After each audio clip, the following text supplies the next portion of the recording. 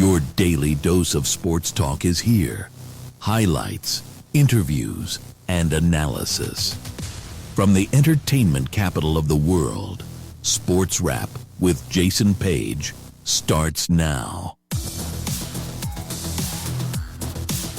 And we welcome you to it, this Tuesday edition of the show, all across the United States and Canada. Don't forget our friends north of the border. We love you guys watching on Games Plus. We got a lot to do over the next 60 minutes. A lot to talk about. Sam Yarnell will be here. Get into it with him on the latest developments in the Brendan Sorsby situation. The drama. It seems like it has an ending for now. We'll get into that coming up. Kurt Heelan will be here. Pro Basketball Talk at NBCSports.com. Get his thoughts on the NBA Finals now that we've had a couple of days to sort of bask in the glow of a Knicks World Championship. And then get his thoughts on some of the big storylines around the NBA that we're going to be watching, not just in the coming weeks, but really right now. There's some big potential for player movement prior to the NBA draft, which is coming up next week. So we'll get into that with him. Also, is AJ Dybala still the consensus number one overall pick for the Wizards? We'll talk about that some as well. Weekend leftovers, UFC 250, which I'll also be touching on here in just a moment. And also odds and ends, some news from the world of baseball. But we start things out as we always do. On this Tuesday edition of the show, it's time for the big story. And the big story is presented by The Daily Wrap. If you haven't done so yet, what are you waiting for? Go and subscribe, scan the QR code below for our daily newsletter. It's The Daily Wrap from SportsWrap. It's on Substack, Monday through Friday. The big story that we're covering every day, we write about it in a newsletter form. Easy to digest. You can check it out early. It's available actually afternoons. It's usually available, but you can check it out whenever. Subscribe, scan the QR code, and subscribe to the Daily Wrap, the newest offering here from SportsWrap with Jason Page. All right, let's talk about soccer, or what the rest of the world calls football. And this guy, who none of you would have been able to pick out of a lineup, he could have been walking by you on the street in Atlanta, if you're watching us on Peachtree Sports Network. He could have been walking by us, and you wouldn't have known who he was. Now, everybody knows who he was. He went from having like 50,000 followers on Instagram to like 8 million followers. That is the goalkeeper for Cape Verde. Ranked 67th, I believe. Am I right? 67th in the world rankings from FIFA. He's the goalkeeper. He's 40 years old. He almost didn't even play in this World Cup. And now he is the talk of the tournament as he goes out and makes 7 saves, difficult saves, in a Cape Verde draw, as it would be, against Spain, the number 2 ranked team in the world, and a team heavily favored to win the entire World Cup. This is what these events are like. We talk about it all the time. The Olympics, your Grand Slam events in the majors, even the World Baseball Classic, which, Italy was a huge story during the World Baseball. These prolonged events, they're about stories. And oftentimes, they're about stories that don't even necessarily lead to whoever the champion is going to be. The story right now of this tournament, they have no chance to win the World Cup, is Cape Verde. Because they went in their first ever World Cup game. They played to a draw against Spain. And honestly, this is the best case scenario for everybody involved. Because Spain didn't lose, they had a draw. And a lot of people will question, how do you have a draw against 67th ranked team? They had a zillion shots in this game. They just ran into a hot goalkeeper on this day. Vozina is his name. And if I'm mispronouncing it, I apologize.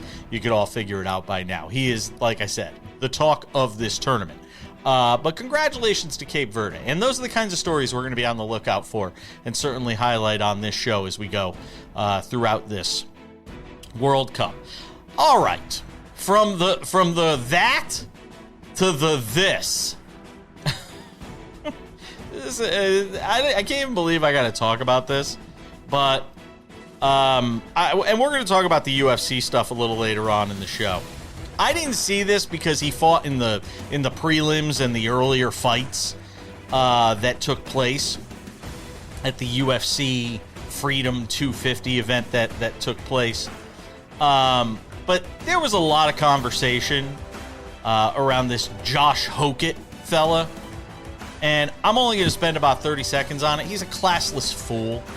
And it's the kind of characters you see in UFC.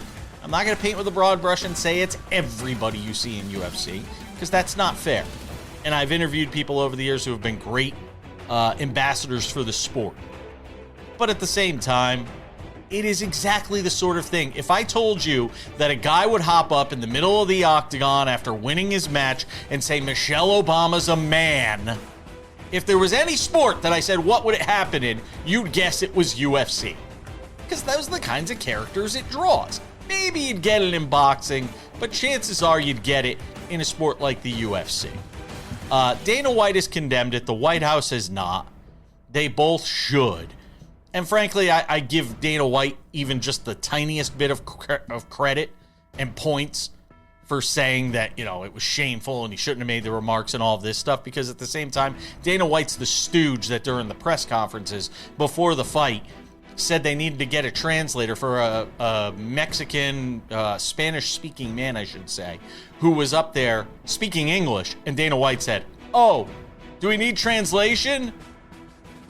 And then mocked, the way the guy spoke English. So, tells you all you need to know about Dana White. Don't give him too many flowers for this. He did the bare minimum. One last thing in the big story. A third big story. It is official. Serena Williams is playing Wimbledon, but not in the way a lot of people may have been hoping. She's going to play doubles with Venus. The two 40-plus-year-olds will team up at Wimbledon. They're going to get a wild card entry. That news made official on Tuesday morning. So Venus and Serena, who have won a zillion doubles majors, will team up and get together to try to play there. Does this mean she's not going to play singles at some point down the line? I don't know. I think she's going to. But then again, maybe she'll just look at her physical capabilities and maybe what she might determine are limitations and say, I'm not going to subject myself to being embarrassed, and maybe she is just going to play doubles. Either way, cool to see the GOAT playing in doubles with Venus, who is another generational talent that we've all had the chance to watch. So it'll be cool watching those two team up at doubles at Wimbledon at the All England Club. And those are your big stories. We're coming back talking about Brendan Sorsby. Sam Yarnell is here next.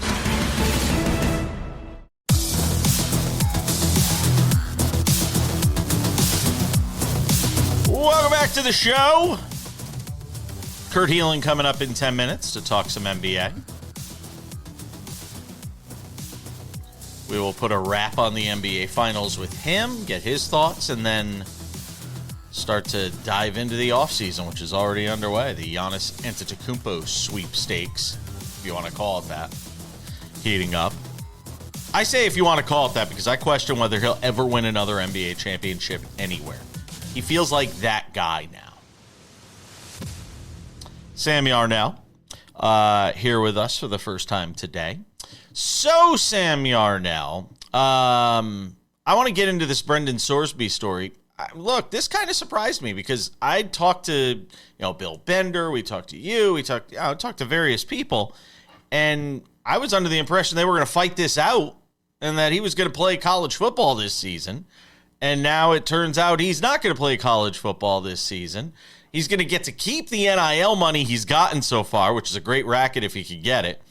And then he's going to go and, enter the NFL supplemental draft. What do you make of the end of the Brendan Sorsby drama for now?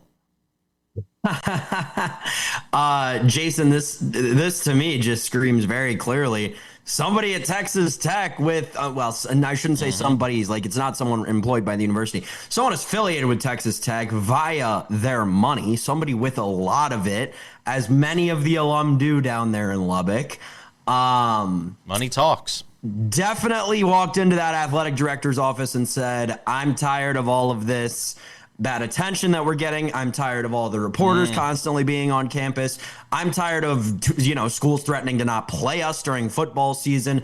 Get rid of the kid. My NIL money is not going to pay for, this kid, this controversy that he brings with him to, the beloved, for this person, Texas Tech University. I'm glad, thank goodness, that, I don't want to say cooler heads prevailed, because in college football, I don't know if there ever are cool heads, Jason, but thank goodness common sense prevailed. Thank goodness somebody with their head screwed on at least a little bit straightly stepped into that room and said, listen, we got to do something that's best for this athletic department. And that means not having Brendan Sorsby a part of it. Now, the Brendan Sorsby part of it all is very interesting, right? You're coming off of a year where we kind of all agree this is a very weak QB class in the regular NFL draft, and now we're talking about the supplemental NFL draft, which most people haven't talked about since the 90s, the 80s, Blair Thomas, when you still had meaningful people coming out of the supplemental draft. I am very interested to see how these next couple of weeks, next couple of months play out for Brendan Sorsby, because, Jason, non-zero chance the kid's starting games for the Browns this year. Oh, stop it. No, it is a zero chance. I wonder if an NFL team even wants to touch him, given what he's been wrapped up in. The number of bets he placed while in college. Look, I take this as somebody who is a lifelong recovering degenerate gambler. Okay? You don't turn that switch off. You don't flip that switch off magically. It's very difficult to reform, especially at a young age. Brendan Sorsby's young, to try and sort of flip that off. In fact, this is kind of funny. Funny, not funny. If there were a bet available about whether or not Brendan Sorsby gets busted for illegal sports betting at some point, if he does wind up playing professionally somewhere, I'd take the yes on it, because and that's not an indictment on him as much as it is an indictment on how strong gambling addictions can be.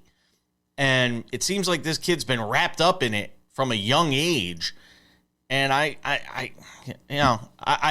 hoping the best for him, because it's not fun to go through it.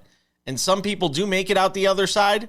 But I just wonder if he's one of those guys that this is going to sort of dog him throughout not just his career, but his life.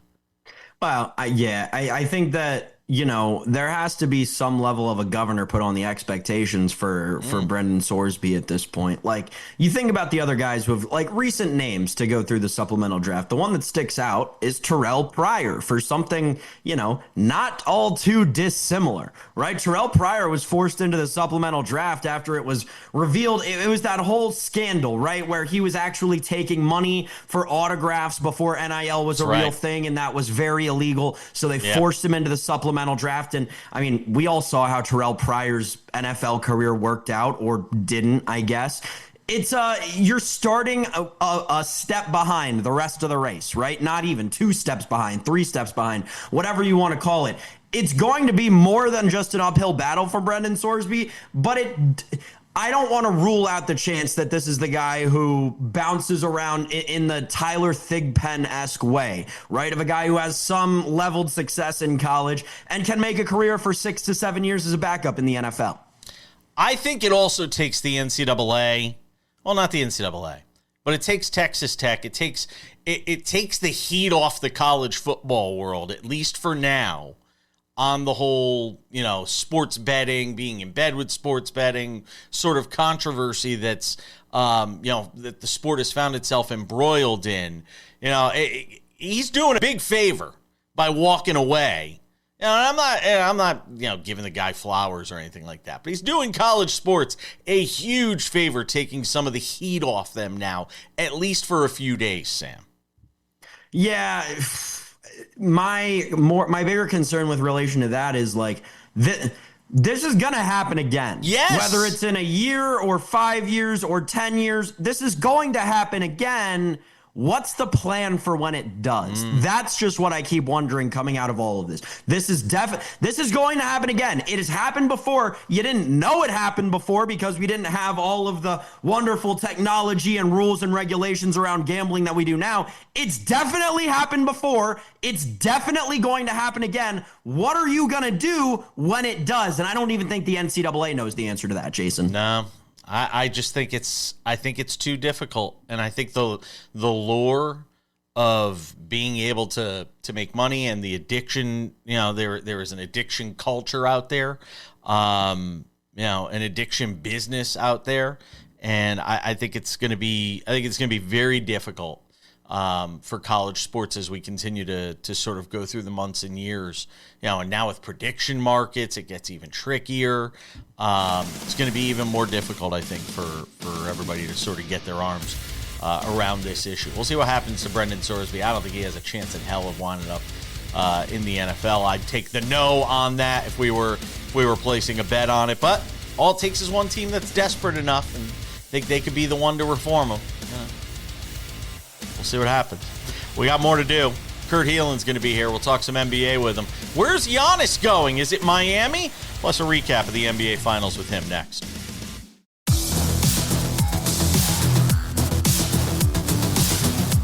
Welcome back to the show. It's not a Wednesday, which is normally when we do the NBA Weekly with Kurt Heelan, but I figured we'd do it today. That way he doesn't have to deal with us on a Wednesday. Maybe that makes him happier. I don't know. Does it make you happier? On a Wednesday. No, what? No. I getting you out of the way today. No. I know. Any day for you, Jason. Spoken like he means it. Kurt Heelan has joined us throughout the entire NBA season. Pro Basketball Talk at NBCSports.com. He does a terrific job and is a true friend of the program. So let's talk about I want to get your thoughts, sort of recapping, now that we've all had a chance to kind of sit in it and soak in it for a little while, these NBA finals, and then I want to get to some other stuff around the league in the next segment. Having had a couple of days to sort of marinate in it, as we like to say, what's the big takeaway the longer you sit with it? Well, a couple things. I think first, it was so much fun. Like this was really not just an entertaining finals, but an entertaining run by the Knicks, because this is a team where everything came together at just the right time, right? Like this was always a good team. It was a 53-win team, but nobody had picked them because they were kind of in that, and I had them in the contender tier because I thought they were one of the best teams in the East, but it was like, are they going to be able to click? Is it all going to click for them at the right time? And it completely did. It reminds me in some ways, and maybe they last longer, but it reminds me in some ways of the 2011 Dallas team where they had Dirk Nowitzki. He's pretty good. Like they have this legendary guy, but really that team had veteran end of the career Jason Kidd at the point and other quality players, but it just everything at the right time comes together and they're an unstoppable force. The Knicks were that. They were absolutely a joy to watch too. The way that they're poised, the way with which Jalen Brunson played, deserving Finals MVP. So that was one of my takeaways. It was just fun to watch. It was fun to watch everything click for a team and a city that had had so many years of bad luck and a lot of that driven by ownership. It all came together at the right time. And my other takeaway is that this was really a reminder about once you get to the second round of the playoffs and beyond in particular, but frankly, the playoffs in general, it's less about what your A-list superstars can do. And with all due respect to Brunson or Wemby, and really more about depth. It's more about,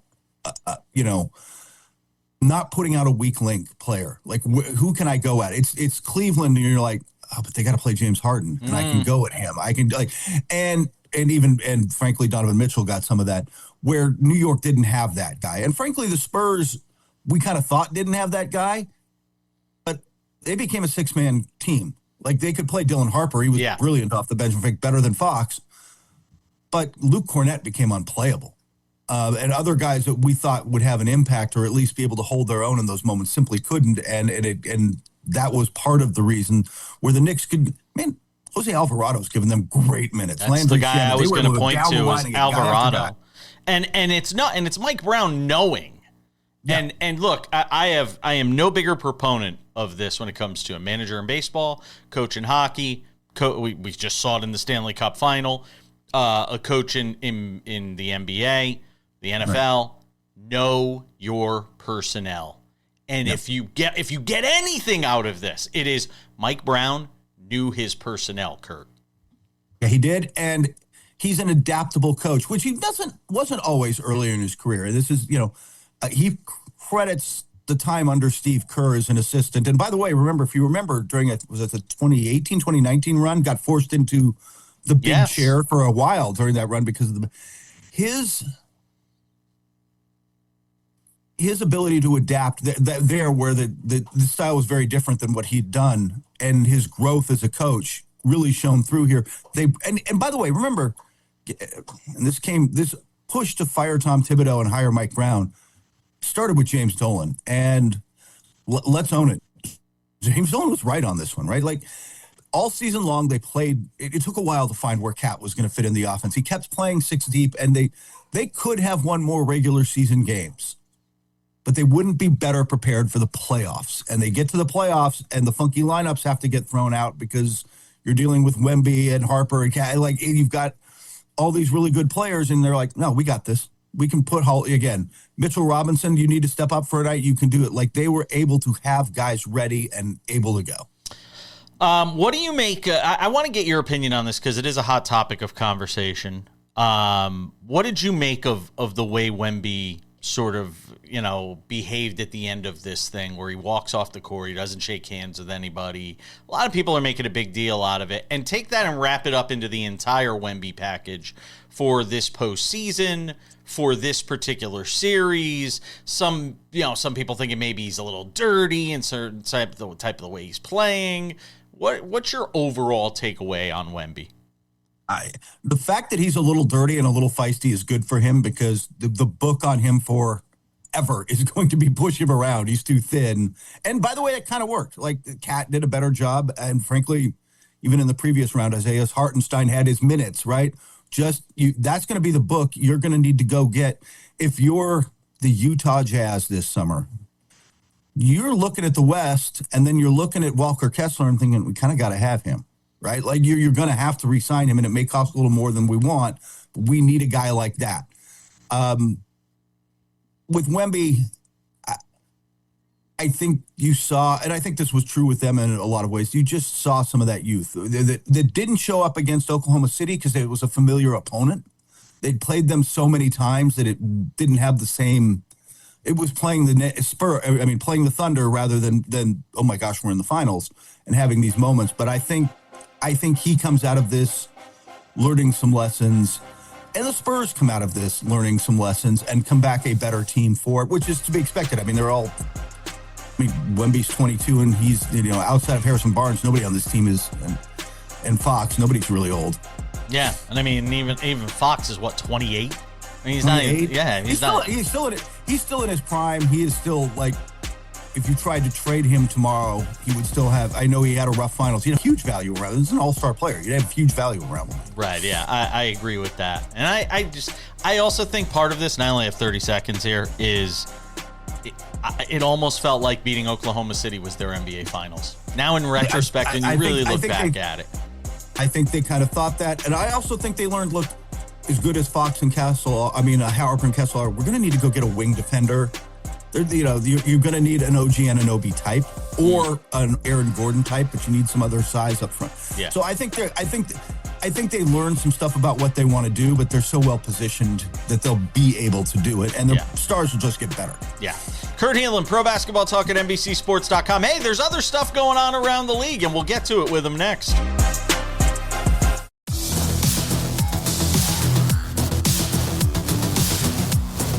Welcome back to the show.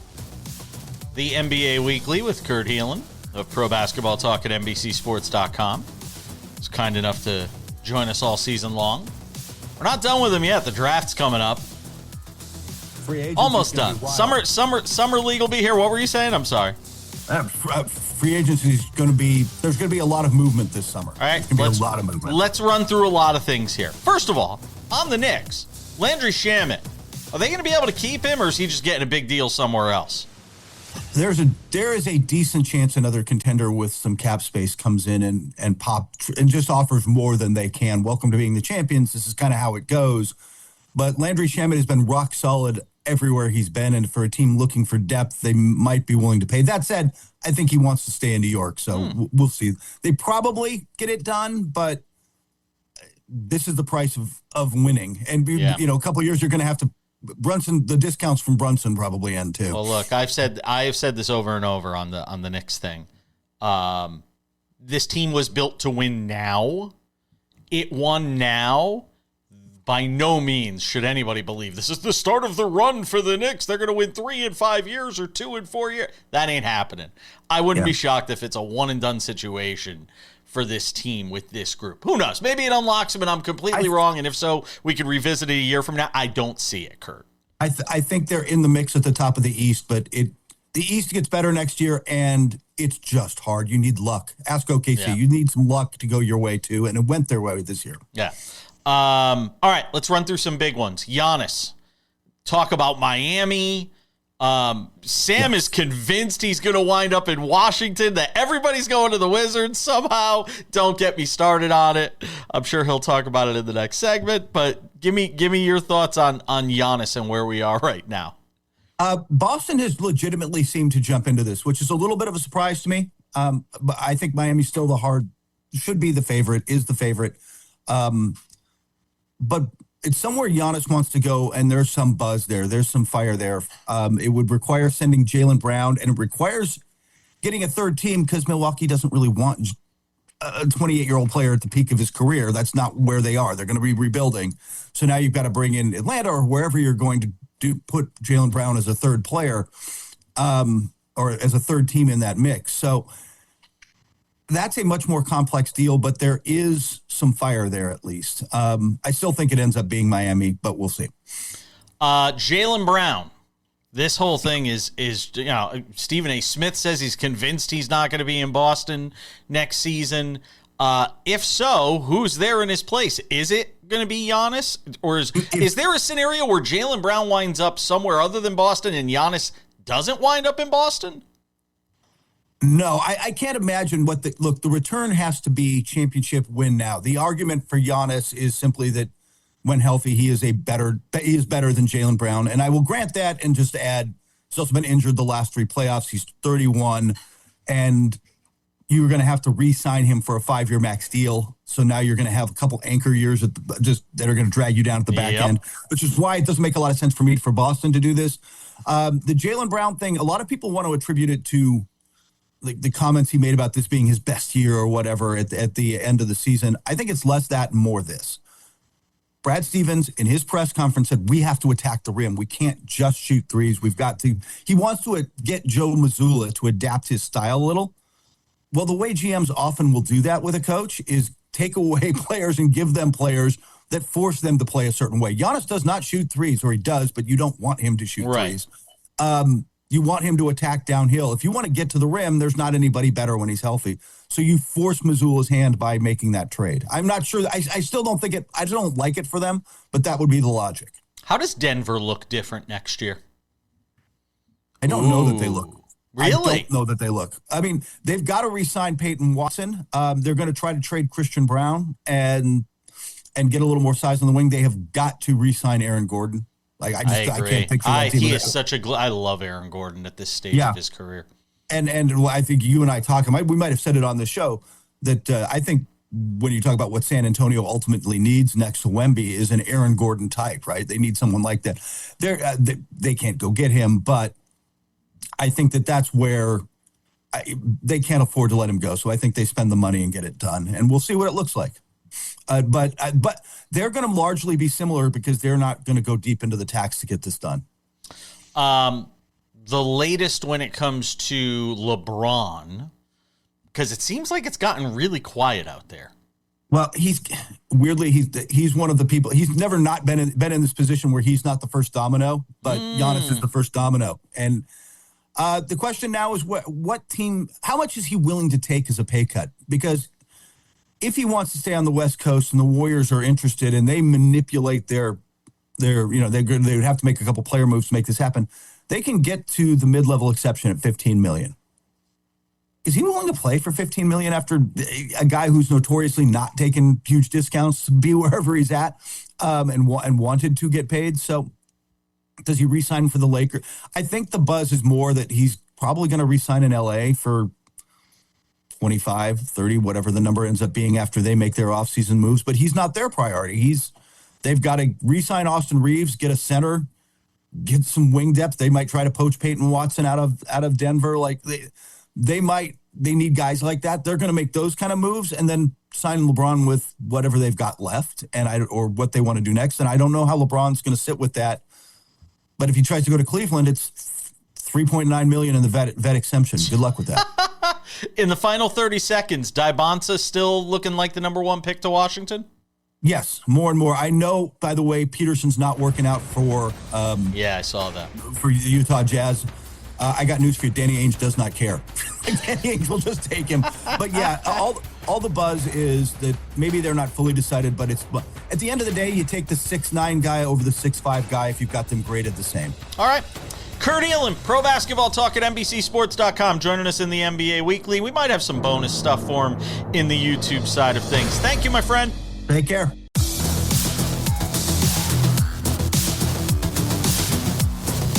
All right, Odds and Ends wraps it up 10 minutes from now.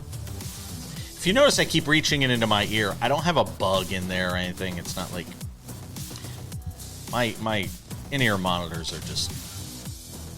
I'm losing the right one. I'm trying to keep it alive on life support. It's just not working. Sam Yarnell. We had a good conversation with Kurt Heelan of Pro Basketball Talk at NBCSports.com. Got into the ins and outs of this offseason. Now, you are ever the Wizards optimist these days for reasons, if people don't know, you're originally from the DMV. So you are ever the Wizards optimist these days. We were talking about the idea of Giannis landing in Miami. You've got a different theory. So I just wanted to, before we get to weekend leftovers, I wanted to let you sort of weigh in. Wizards optimist is a very generous term. I have been through the ringer with the Washington Wizards. I watched them start Raul Neto and Thomas Bryant, and I thought it was the future in DC. That's how bad it was at times, people. But I will say this, Jason. I don't know a lot about sports, but I know a lot about my teams. I know a hell of a lot about my teams. And the Washington Wizards and Will Dawkins mentality is one that everybody should be taking note of. The Washington Wizards are going to be here to play in the Eastern Conference as early as next year. That's right. I sat here. I said it. You saw the reports that have come out over just this week, right? Over the course of the last 2 days, you got reports that Anthony Davis is wanting to explore his options with other teams, and you got reports that Miami's already interested in Trae Young. The writing has been on the wall for many a month. I said it on this very show the day that the Wizards traded for Trae Young, and then I said it again the day that they traded for Anthony Davis. I would be shocked if Anthony Davis or Trae Young were actually ever part of what the Wizards want to do. They were stopping in DC as part of a, moving career, as we've seen for both of them over the course of the last 10 months, respectively to each of them, right? It's a stop in part of a moving career that is ultimately going to land Will Dawkins these big fish. Okay. It's medium fish on the way to big fish. Jason, my prediction going into next NBA season, I think at some point next year, the Washington Wizards are going to be starting AJ Dybonsa, Giannis Antetokounmpo, or maybe Darren Peterson. I don't know. To be determined on that draft in a week from today yet. But one of those two, along with Giannis Antetokounmpo and LeBron James, it is going to happen. Right. If you have followed what Clutch Sports has been saying, you know it to be true. Those two are on their way to the district. All right, Sam Yarnell, ladies and gentlemen, friends watching on Masson, you have reason to be excited if Sam is true. If not, you could send your correspondences to him or your angry grams. UFC Freedom 250 weekend leftovers, because there was so much we couldn't get to on yesterday's show. I only watched the main event with Justin Gaethje pulling off this massive upset. I mean, they're calling it one of the biggest upsets in the history of UFC. It was a hell of a fight. I'm not a big UFC fan. Obviously, I have to keep tabs on what's going on. I will say this. From the production value standpoint, this thing was over the moon good. And that I will give credit to UFC on and Dana White on. The production value on it was fantastic. And I talked in the big story about this goofball that made this outrageous statement about Michelle Obama, so we don't need to necessarily revisit that. But what we saw from a production standpoint, I didn't know how it would look, how it would translate, was very impressive from that standpoint. And Dana White says we can't ever do it again because I can't afford it because it cost him $60 million, UFC $60 million to put on that production. Oh no, I believe it. That thing looked very elaborate. Well, yeah, I mean, when you have to pay Trump landscaping to set up everything, and you have to pay Trump events to run the whole thing, and you have to pay all these different organizations that somehow draw their way back to the same guy, it does get very costly. I mean, you brought it up, so I got to talk about it. Credit to the UFC. First respectable moment in UFC history. I mean, this is the sport where the worst of the worst in terms of humanity go to play, right? This is the sport where they don't care if you're a domestic abuser. They don't care if you sexually assaulted people. They don't care about anything as long as you're good at fighting the other guy. They don't care how bad of a person you are, how badly you should be in jail, how much you deserve to spend the rest of your life behind bars. The Ultimate Fighting Championship has never cared about that. So credit to them for the first time in literally their 20-plus year history for standing up Dana White and saying that was actually not cool for him to do. That fighter who said that thing about Michelle Obama. Credit to him for the first time in Dana White's decades-long career, he actually did something respectable. That was actually really cool from you, Dana White. Yep. So yeah, I'm glad that you had to pay all of these, all these different organizations that we all know where they're all going back to. I'm glad that $60 million went out of your pocket and went into some other birthday boy's pocket. That's awesome. Congratulations. I'm glad it was super expensive. The only notable takeaway was the first respectful thing that the UFC has ever done in their 20-plus year career happened. And it was by some stroke of magic, thanks to the PR department. Okay.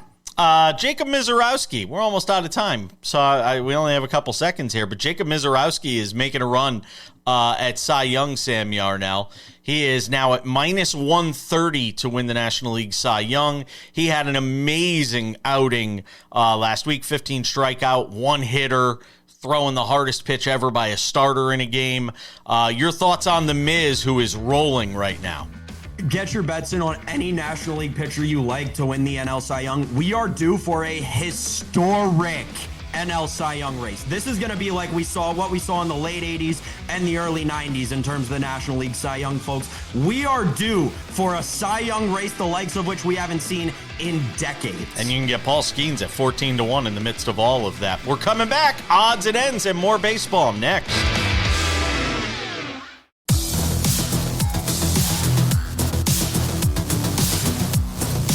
Just about time to put the wraps on this baby for a Tuesday. Tomorrow on the show, David Ardsma from somewhere in the Midwest.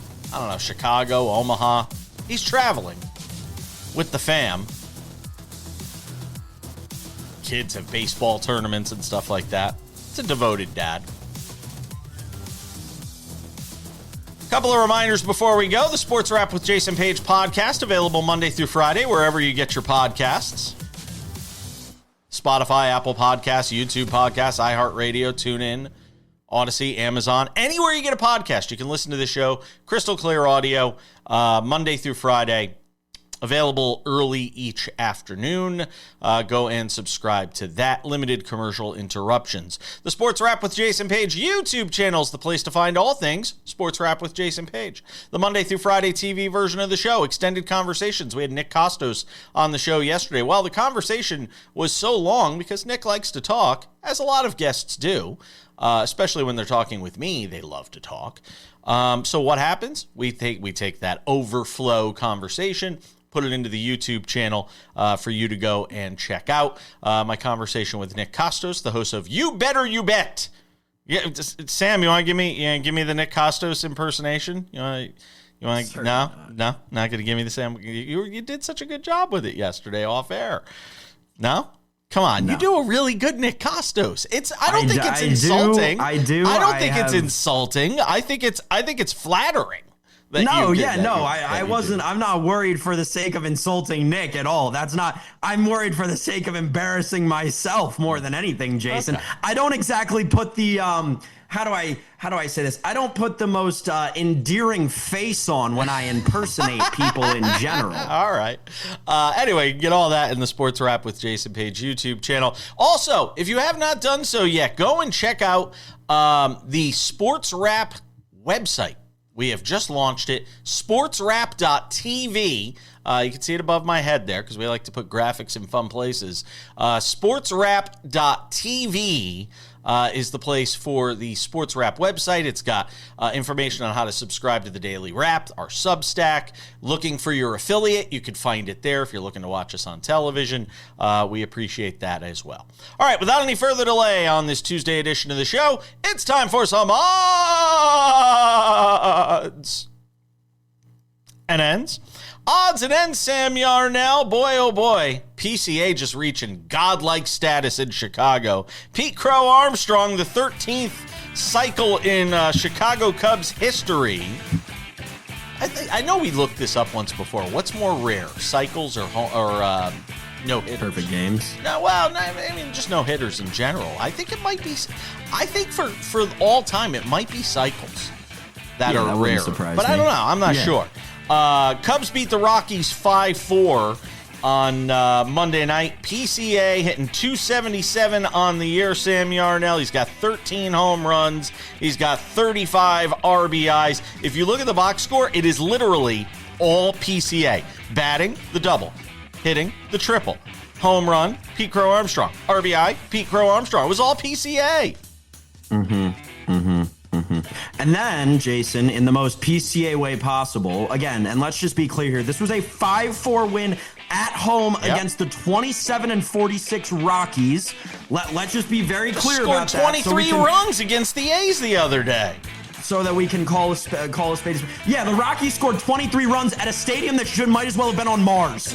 That stadium might as well have been on freaking Mars. What are we talking about here? 23 runs in a game. The live total was 31 and a half at one point in that game, and it went over. Anyway, back to this Rockies-Cubs game. And here's, call a spade a spade. Here's why PCA will never be a real superstar. He'll never reach that top echelon of the Aaron Judges and the Shohei Ohtanis and the James Woods of the world. He will never reach that echelon exactly because of what happened last night, Jason. And I'm so glad you brought up the cycle. He comes to the plate having hit a homer, triple, and double, needing a single to complete the cycle. Hits a single, gets a standing ovation from the fans.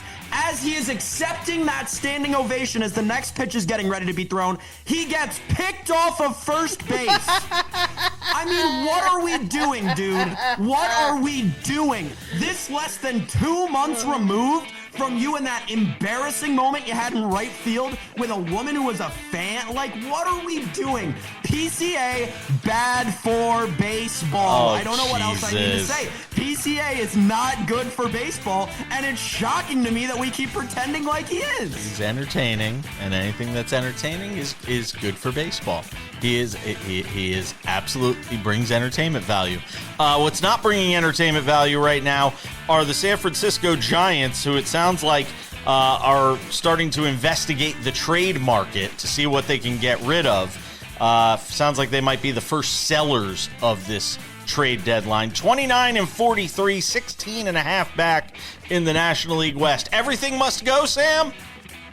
I mean, holy crap, man. Clear the decks. 2 games better than the Rockies. How is everything not gone already?